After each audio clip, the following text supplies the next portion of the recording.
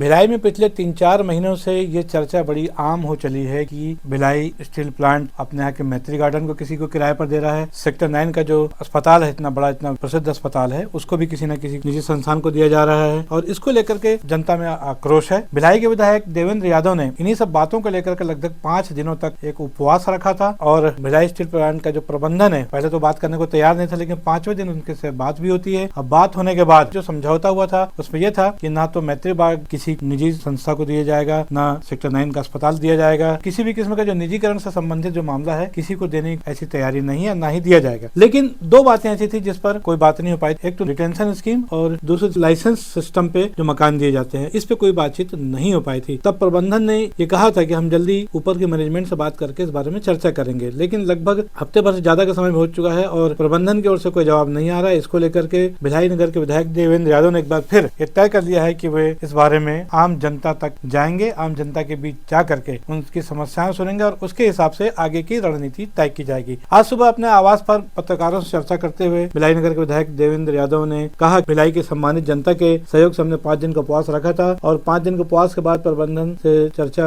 हो पाई थी और उसमें ये बात हुई थी कि पंडित जवाहरलाल नेहरू स्मृति चिकित्सालय जो सेक्टर 9 का है उसको लीज पर हम नहीं देंगे। उस पर जो कर्मचारी काम कर रहे हैं और जो पुराने कर्मचारी, उनकी सुविधाएं यथावत रखी जाएंगी। साथ ही साथ मैत्री गार्डन को भी किसी संस्थान को नहीं दिया जाएगा। इस पर आम सहमति बनी थी। रिटेंशन स्कीम को लेकर प्रबंधन की ओर से फिलहाल जवाब नहीं आया है, इसलिए एक विधायक की हैसियत से ये जो तमाम समस्याओं का निराकरण करने की जिम्मेदारी मेरी है, ऐसा विधायक देवेंद्र यादव ने कहा। उन्होंने ये भी कहा कि हर समस्या का समाधान संपर्क और बातचीत से किया जा सकता है, लेकिन सेल का जो बीएसपी प्रबंधन है आपस में बातचीत ही नहीं करना चाहता जनप्रतिनिधियों से। ये बड़ा दुर्भाग्य है। विधायक देवेंद्र यादव ने यह भी कहा कि ऐसे नहीं चलेगा। कर्मचारियों को सेवानिवृत्ति देकर अपनी जिम्मेदारी से बच नहीं सकता। कहने मतलब साफ साफ है कि जिन लोगों ने अपने खून पसीने से इस इस्पात संयंत्र को सींचा है, रिटायरमेंट के बाद रिटेंशन स्कीम में उन्होंने मकान भी लिया, कुछ पैसे जमा करके लाखों रुपए, अब अचानक जब उनका किराया 32 गुना तक बढ़ा दिया गया है, तो ये निसंदेह जिन्होंने 30 साल 40 साल सेवाएं दी है भिलाई स्टील प्लांट को, उनके साथ ज्यादती है और इसीलिए उन्होंने ये कहा है कि 12 जनवरी से वे हर वार्ड में जाएंगे और जहाँ जहाँ भी लीज पर जिन लोगों ने मकान लेकर रखा है या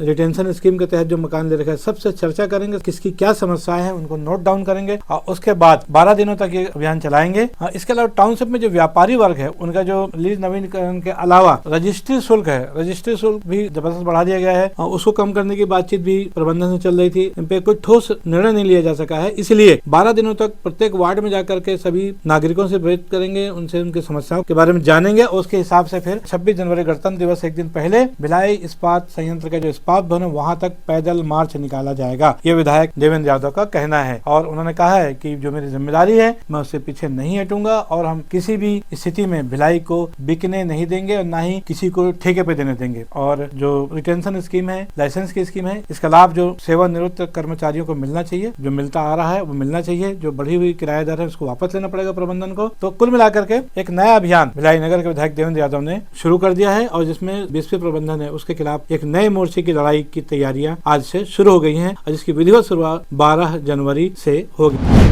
पिछले समय में 5 दिन का उपवास भिलाई बचाओ अभियान के तहत भिलाई की बसाहट बचाने के लिए हम सब लोगों ने किया था और उसके परिणाम स्वरूप सेक्टर 9 हॉस्पिटल किसी को लीज पे नहीं दिया जाएगा। जो सुविधाएं कर्मचारी और पूर्व कर्मचारियों की बनी है वो यथावत रहेगी। उसके अलावा रिटेंशन स्कीम और जो व्यापारी वर्ग के लोग हैं उनसे जुड़े हुए विषय पर अभी तक स्पष्टता नहीं आई है। इन सभी चीजों को लेकर हम लोग चाहते हैं कि बीएसपी प्रबंधन जल्द से जल्द इसका फैसला करे। इसको लेकर हम एक मार्च आने वाले दिनों में करने जा रहे हैं 25 जनवरी को और साथ ही साथ टाउनशिप से जुड़े हुए जितने वार्ड हैं वहां पर जनता के बीच में जाएंगे, जनता से बात करेंगे और जन जागरण अभियान चलाएंगे। बहरहाल विधायक देवेंद्र यादव की ये पहल भिलाई की जनता को कितनी राहत पहुंचाती है और क्या सेल प्रबंधन सेवानिवृत्त कर्मचारियों और भिलाई के जो वर्तमान कर्मचारी हैं उनकी मांगों के आगे क्या झुकेगा, क्या रिटेंशन स्कीम के अलावा जो लाइसेंस के तहत जो क्वार्टर आवंटित किए गए हैं क्या उनका किराया कम होगा, इस बात पर सबकी निगाह रहेगी। देखना है कि विधायक देवेंद्र यादव का प्रयास इन सभी चीजों को लेकर कितना कारगर सिद्ध होता है। तब तक आप भी कीजिए इंतजार, बने रहिए न्यूज T20 के साथ। जैसे जैसे जो अपडेट इस आंदोलन में विधायक देवेंद्र यादव के सामने आएंगे हम आपको समय समय पर उनसे रूबरू करवाते रहेंगे। रहेंगे। इस खबर में आज के लिए बस इतना ही। मैं बीडी निजामी और आप देख रहे हैं न्यूज T20। भिलाई की टाउनशिप मैत्री गार्डन सेक्टर 9 अस्पताल जो लंबे समय चर्चा चल रही है, उससे संबंधित हमारी खबर आपको कैसी लगी, इस पर अपनी राय अवश्य दें। खबर को लाइक करना न भूलें और चैनल को सब्सक्राइब करना भी। कल फिर मिलेंगे किसी नई खबर के साथ, तब तक के लिए दीजिए इजाजत। जय हिंद, जय भारत, जय छत्तीसगढ़।